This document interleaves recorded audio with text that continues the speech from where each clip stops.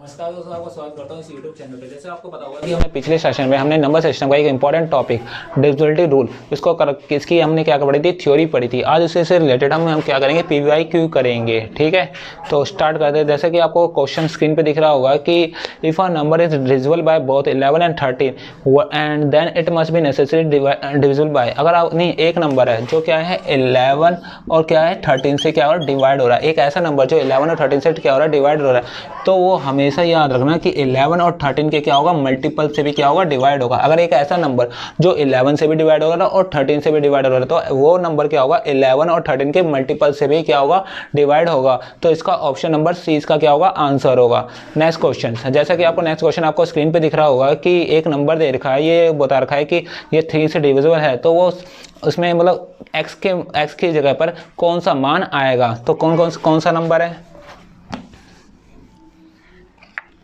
8 3 4 6 2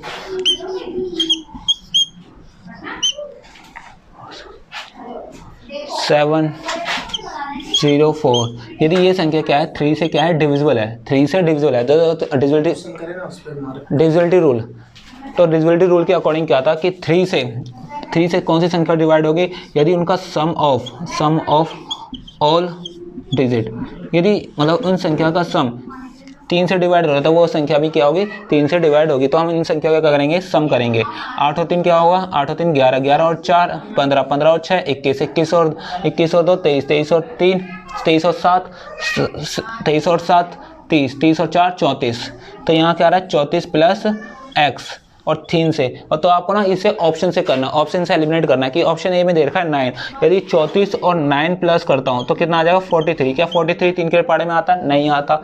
next 0, क्या 34 में अगर 34 प्लस अगर मैं 0 रखूंगा और 3 से डिवाइड करूंगा तो 34 क्या 3 से डिवाइड होगा, नहीं होगा। नेक्स्ट 34 प्लस 2 दे रखा है, 34 प्लस 2 अगर 3 से डिवाइड करने की कोशिश करें, 34 और 2 कितना होता है, 36। हाँ, तो 36 क्या हो रहा है, 3 से डिवाइड होता है, तो यहाँ पर x की जगह क्या आएगा, यहाँ पर क्या आना चाहिए, 2 आना चाहिए। तो इसका आंसर नंबर कौन सा होगा, ऑप्शन नंबर सी होगा।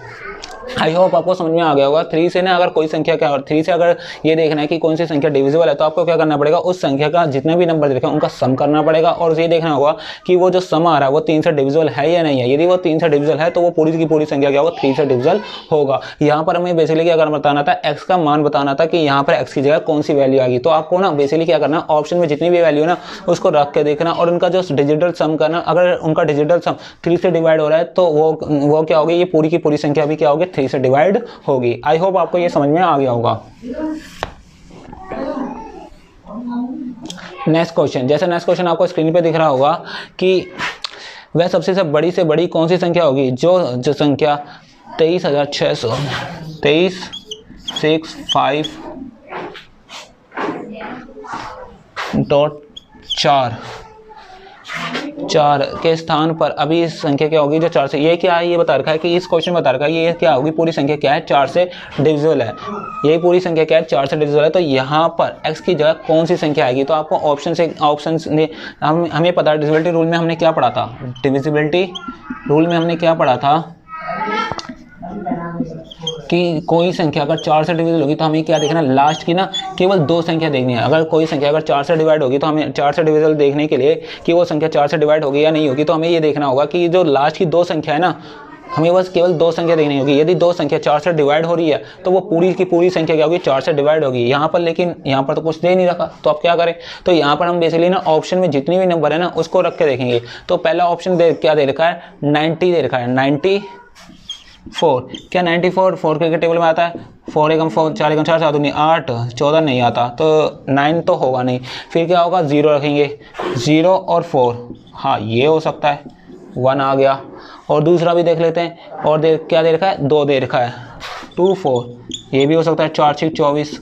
और एक और ऑप्शन है 8 भी दे रखा है, 8 4, ये भी कर सकता है, 21 आ जाएगा। लेकिन अब इनमें से आंसर कौन सा होगा, तो क्वेश्चन में दे रखा है कि हमें क्या बतानी है, मैक्सिमम वैल्यू बतानी है। 0 तो मैक्सिमम वैल्यू है नहीं, 2 भी मैक्सिमम वैल्यू नहीं है। मैक्सिमम वैल्यू आप कितनी रख सकते हो, 8 रख सकते हो। इसका ऑप्शन नंबर क्या होगा, 8 होगा। इसमें हमें बेसिकली बताना क्या था कि एक्स की वो कौन सा अधिकतम से अधिकतम मान हो सकता है, मैक्सिमम वैल्यू आप कितनी रख सकते हो कि वो 4 से क्या हो जाए, डिवाइड हो जाए। तो इसका ऑप्शन नंबर क्या होगा, एक तो आप 0 रख सकते थे, एक आप क्या रख सकते हैं, 2 रख सकते हैं, एक आप 8 रख सकते हैं। इसमें मैक्सिमम क्या है, 8 है, तो इसका आंसर ऑप्शन क्या होगा, 8 होगा। आई होप ये आपको समझ में आ गया होगा।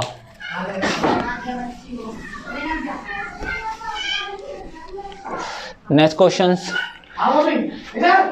आपको स्क्रीन पे दिख रहा होगा कि यदि कोई संख्या है 10,005 और x + 4 यदि 8 से पूरी तरह से क्या हो रही है, डिवाइड हो रही है, तो x के स्थान पर वह सबसे छोटा पूर्णांक क्या होगा, मतलब सबसे स्मॉलेस्ट इंटीजर बताना है। मतलब वो संख्या क्या है, 1005 x 4 डिवाइड करना 8 से। तो 8 का डिविजिबिलिटी रूल क्या था, 8 का डिविजिबिलिटी रूल क्या था, डिविजिबिलिटी रूल अगर आई होप आपको याद हो तो 8 के लिए हम क्या देखते थे, लास्ट की केवल 3 संख्या देखते थे, लास्ट की केवल 3 संख्या, last 3 digit, last 3 digit, last की केवल क्या देखते थे, 3 डिजिट देखते थे। लेकिन लास्ट के 3 डिजिट क्या है, 5x 4 8। और फिर हम ऑप्शन में जो संख्या दे रखी है हम उसे रखने की कोशिश करेंगे। जैसे फॉर एग्जांपल 504 रखें, 8 6 48, 8 या 24। तो 0 यहाँ पर क्या 0 से डिवाइड हो रहा है। और यहाँ पर ध्यान से देखना कि क्वेश्चन में क्या बोल रहा है कि हमें वो छोटी से छोटी वैल्यू रखनी है जो क्या कर दे, इस पूरी संख्या को डिवाइड कर दे। तो 0 से आई होप कोई छोटी संख्या तो होगी नहीं, तो हमने यहाँ पर क्या रखा, 0 रखा। 0 रखने पर ये क्या हो रही है, पूरी संख्या डिवाइड हो रही है। तो ऑप्शन आंसर क्या होगा, आंसर 0 होगा। तो ऑप्शन नंबर क्या होगा, ऑप्शन नंबर 20 का क्या होगा, आंसर होगा।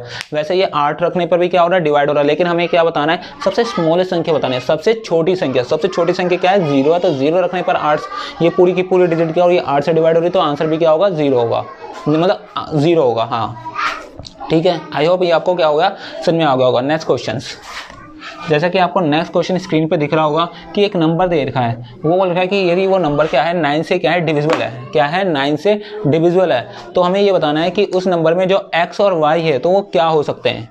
जैसे कौन कौन सा है, 763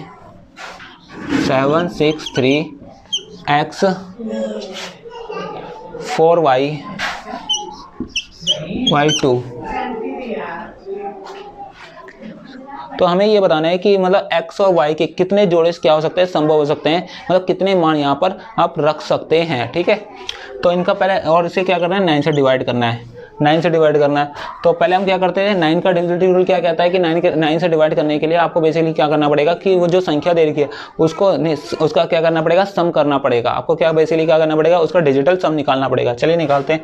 7 और 6 कितने होते हैं, 13 होते हैं। 13 और 3 कितने होते हैं, 16 होते हैं। 16 और 4 20 होते हैं। 20 और 2 22। 7 और 6 13, 13 और 3 नहीं, 7 और 6 13, 13 और 3 16, 16 और 4 20, 20 और 2 22, 22 x plus y equal to 9। तो यहाँ पर x और y के आप कितने मान क्या रख सकते हो। तो पहले रखते हैं x की वैल्यू आप 0, यहाँ पर x, यहाँ y। x की वैल्यू अगर 0 रखते हैं तो y की वैल्यू क्या होनी चाहिए, 5 होनी चाहिए। 22 और 5 कितने होंगे, 27 होंगे। तो 9 के टेबल में 27 आता है जी हाँ। फिर क्या रख सकते हो, यदि x, इसका उल्टा भी कर सकते हो। x की वैल्यू क्या रख सकते हो, 5 रख सकते हो। y की वैल्यू कितनी रख सकते हो, 0 भी रख सकते हो। दूसरा क्या कर सकते हो कि 1 रख सकते हो और 4 रख सकते हो, या 4 1 रख सकते हो, या 1 या 2 या 3 रख सकते हो, या 3 या 2 रख सकते हो।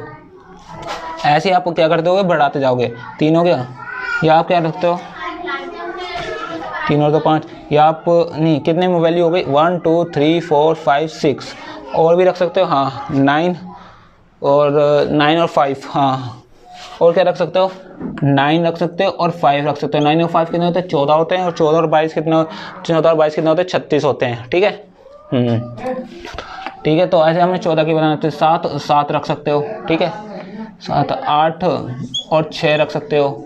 दूसरा 9 5 नहीं 8 7 6 7 और इधर हाँ 6 और 8 रख सकते हो।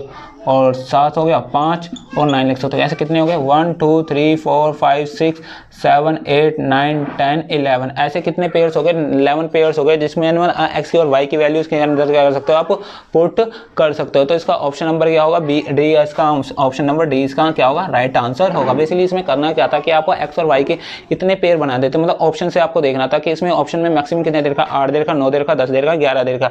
तो आपको इतने ज़्यादा से ज़्यादा ऑप्शन करने मतलब ऐसे से पॉसिबिलिटी बनानी थी कि एक्स प्लस वाई की कौन कौन से मान रख सकते हो जिससे ये 9 से क्या हो सके डिविजिबल हो सके। तो आप इतने वैल्यू रख सकते हो 0 और 5 रख सकते हो या 5 और 0 रख सकते हो 1 और 4 रख सकते हो 4 या 1 रख सकते हो 2 या 3 रख सकते हो 3 या 2 रख सकते हो 9 और 5 रख सकते हो या 7 या 7 रख सकते हो 8 या 6 रख सकते हो या 6 या 8 रख सकते हो या 5 या 9 रख सकते हो या 9 और 5 रख सकते हो।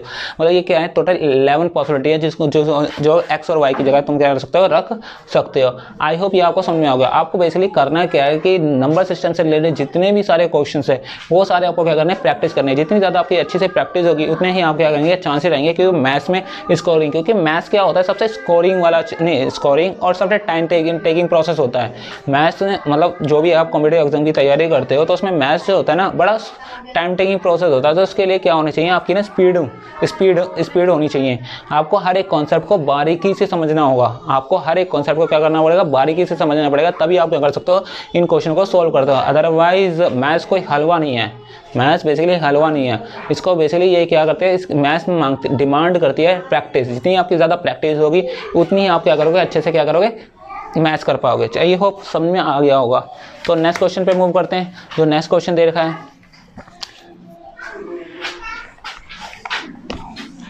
जैसा कि आपको स्क्रीन पे क्वेश्चन दिख रहा होगा कि एक संख्या है बेसिकली 1 से लेकर 1 अरे यार ये मार कर एक संख्या है जो 1 2 3 4 5 6 ऐसे ऐसे करते करते 97 क्या करके उसमें डिजिट आ रही है 97 क्या रखे डिजिट आ रही है। यदि उसे हम किससे करें 16 से डिवाइड करें तो रिमाइंडर क्या आएगा क्या आएगा। आई होप ये ना मैंने प्रीवियस क्लास में भी ये मैंने बताया हुआ था। आप एक बार इसे सोल्व करके दिखाइए। अगर हम इसे 97 से क्या करें डिवाइड करें तो इसका आंसर क्या आएगा। तो हमने बताया था पहले भी बताया था 1 से 9 तक क्या होते हैं 9 डिजिट होते हैं। 9 क्या होते हैं डिजिट होते हैं। 1 से लेकर 9 तक 1 2 3 4 5 6 7 8 9 ये क्या है 9 डिजिट है और इन्हीं को 9 नंबर्स भी बोलते हैं 9 नंबर्स भी बोलते हैं। और फिर अगर हम देखें 10 से लेकर 97 तक क्या होते हैं 10 से लेकर 97 तक यहाँ पर कितने डिजिट्स होते हैं। यहाँ पर 10 से अगर 97 में से मैं 9 घटा दूँ तो कितने बचेंगे तो बचेंगे 86 नहीं 87 88 8 9 17 हाँ 88 डिजिट कितनी होगी 88 डिजिट होगी। यदि मैं 9 घटा दूँ क्योंकि 9 डिजिट तो मैंने ऊपर ले ली, यदि मैं उसमें से 9 घटाऊंगा तो 88 डिजिट आएगी। अब 88 डिजिट है तो यहाँ पर कितने नंबर्स हैं 2 नंबर्स हैं। तो मैं क्या करूँगा 2 से डिवाइड करूँ तो कितना आ जाएगा 44 आ जाएगा 44 और 9 और 4 कितने होते हैं 53 होते हैं। तो लास्ट संख्या क्या होगी 53 होगी। उससे पहले क्या होगी 52 होगी। उससे पहले क्या होगी 51 होगी 52 होगी 53 होगी 1 से लेकर ऐसे चलता जाएगा। अब हमें क्या देनी है 16 का हमने देखना डिविजिबिलिटी रूल। 16 का डिविजिबिलिटी रूल क्या था कि हमें क्या लास्ट की कितनी लेनी है संख्या 4 संख्या लेनी है। कितनी लेनी है 4 संख्या लेनी है और उसे क्या करना है 16 से क्या करना है डिवाइड करना है। 16 एकम 16 16 दूनी 32 16 तीन 48 48 का कितना आ गया 4 आ गया। 16 एकम 16 16 दूनी 32 32 3 13 और 16 एकम 16 16 नहीं 18 नहीं 16 नहीं 16 8 126 रिमाइंडर 126 में से 113 में से 126 गए 126 में से 13 गए तो रिमाइंडर कितना आ गया 7 आ गया। इसका रिमाइंडर नहीं सॉरी रिमाइंडर इसका कितना आ गया 5 आ गया। रिमाइंडर कितना आ गया 5 आ गया। रिमाइंडर कितना बचेगा इसका 5 बन गया। 16 को जब आप इससे डिवाइड करोगे तो रिमाइंडर कितना बचेगा आपको 5 बचेगा। ठीक है। आई होप ये वाले क्वेश्चन समझ में आ गए। सीजीएल और अदर कॉम्पिटिटिव एग्जाम में ऐसे ही क्वेश्चन पूछे जाते हैं कि कोई भी एक डिजिट लिखेगा कोई भी नीचे नंबर दे देगा, आपको बताना पड़ेगा कि वो नंबर को डिवाइड करने पर रिमाइंडर आपको क्या आएगा। आई होप ये समझ में आ गया होगा। तो डिविजिबिलिटी रूल से रिलेटेड जो जितने भी टॉपिक्स थे जितने भी वो थे वो हमने डिस्कस कर लिए। अब थोड़े से और अगर इसका लेवल आगे और बढ़ाया जाए जैसे फॉर एग्जांपल आगे और करते हैं 2-3 और क्वेश्चंस कर लेते हैं फिर